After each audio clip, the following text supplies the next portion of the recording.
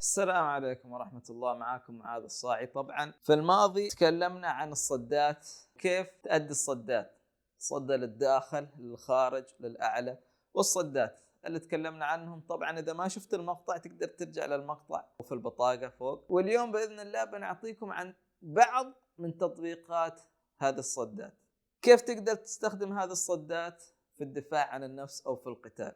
طبعا الصدات لها أكثر من استخدام، تستطيع أن تستخدمها كصدات، كضربات، كرميات. اليوم بإذن الله بنبين لكم كيف تأدون هذا الشيء. طبعا تقدرون، طبعا أغلب التطبيقات أو كل الصدات لها هذه التطبيقات، ولكن نحن من كل نقطة بناخذ بعض الصدات حتى نختصر الوقت بإذن الله. تمام، خلونا نبدأ. طبعا معنا اليوم المدرب ألطاف من مركز كوبودو الدولي، بيساعدنا بإذن الله في شرح هذه النقاط. أول شيء، كيف تستخدم هذه الصدات في القتال. طبعا الصدات في القتال أثناء استخدامها ما تستخدمها بهذا الشكل نفس في التمرين، إلا قد يكون الصدة للأسفل فقط هي اللي تستخدمها بهذه الطريقة، ولكن في القتال تستخدمها، الاستخدام يكون فقط بشكل صغير. الصدة للداخل فقط هنا، الصدة للأعلى، الصدة للخارج فقط بهذه الطريقة. تمام، انتبهوا الحين أثناء القتال.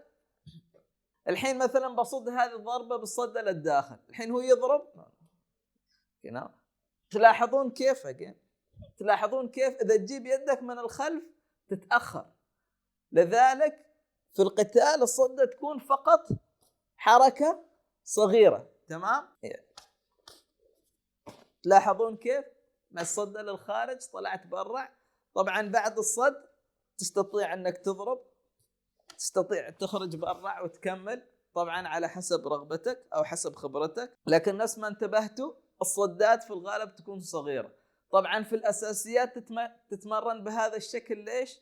حتى تعود جسمك على الحركة، وبعد التكرار الكثير يكون عندك فهم لهذه الحركة حتى تستطيع أنك تأديها من مسافة صغيرة. هذا استخدامها. طبعا هذا النقطة الأولى، واللي هي استخدام الصدات كصدات. طبعا هي اسمها صدات، ولكن بالياباني اسمها مثلا شوتوكي، وتشيوكي، آجي اوكي، قدان اوكي. تمام، اوكي هذه معناها حركة، مش معناها صدة، ولكن في الترجمة في أغلب اللغات يترجمونها كصدة، ولكن هي حركة ولها تطبيقات متعددة. حركة اليد للخارج، حركة اليد للداخل، هذه هو الترجمة الصحيحة، ولكن نسميها صدات مش مشكلة لأنها حركتها مقاربة للصد. تمام، الحين النقطة الثانية واللي هي أنك تستخدمها كضربات. تمام، أثناء القتال تستطيع أنك تستخدمها مثلا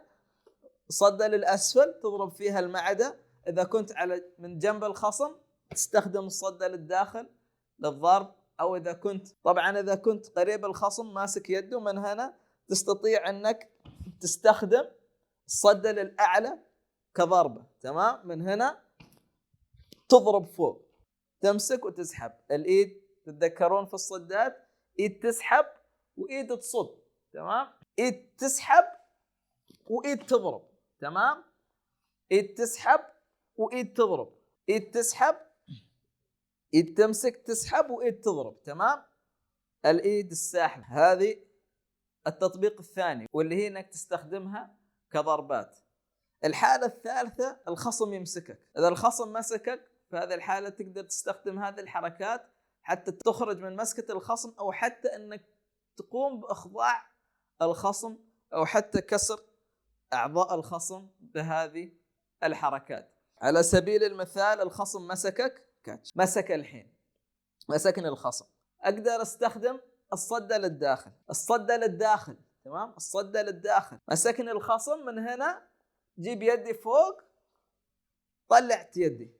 طبعا إذا أديتها بسرعة بطلع يدي، ولكن إذا أريد أخضع الخصم من هنا تجيب اليد فوق وتمسك بإيدك الثانية وتنزل الخصم تحت. أو مثلا مسكني باليد العكس، من هنا بأدي الصدة للخارج، من هنا الصدة للخارج. تمام، الصدة للخارج، أو حتى الصدة للداخل. إذا مسك يدي، طبعا هذا تقدر تسويها بطريقتين. الطريقة الأولى من هنا تدز اليد وتسحب ايدك الثانيه. طبعا هذه الحركه بالذات لابد ان ايدك تكون قويه حتى تقدر تأديها. اذا ايدك ضعيفه ما بتتمكن. لابد ان ايدك تكون قويه حتى اذا ضربت الخصم تعور يده. تمام. تدز العظم على العظم وتسحب اليد وتدز هذه اليد. تمام. او الطريقه الثانيه اذا مسك اليد العكس من هنا الصدة للاسفل. تمام. تجيب يدك فوق وتنزل يده ناس ما تلاحظون. تمام. تجيب يدك فوق وتخضع الخصم. تمام. هذه من التطبيقات انك تستخدمها كحركة او كحركات اخضاع للخصم. والحين التطبيق الرابع والاخير واللي هو انك تستخدمها كرميات. عندنا الصدة للداخل وللخارج، تقريبا تطبيقهم مشابه. فايتنج ستانس، اذا انت قريب من الخصم في القتال قاتل الخصم، اجيت قريب تمام من هنا، لاحظوا شو بسوي، بتحرك للامام وبصد للداخل.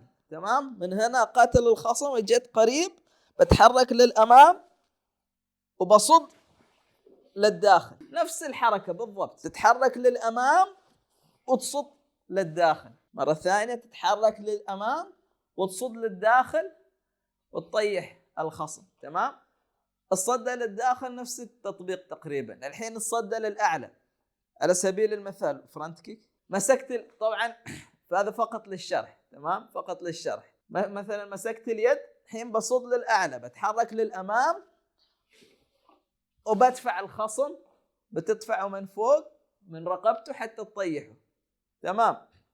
أو مثلا تيجي من الخارج تلف القدم وتصد للأسفل. تمام. مرة ثانية تيجي من